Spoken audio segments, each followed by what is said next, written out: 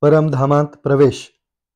ब्रह्मर्षी अत्री व महासती सौ अनुसया विश्वमाता म्हणाले, येथील कल्किदत्त पवित्र दरबारात जे पौर्णिमा व अमावस्येला येथेच अन्नदान करतात त्यांचे पूर्वज व पितर यांना स्वर्गात, देवलोकात, परमधामात प्रवेश मिळतो, मोक्ष पण मिळतो.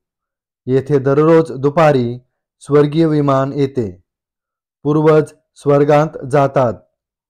येथे गुण येतो.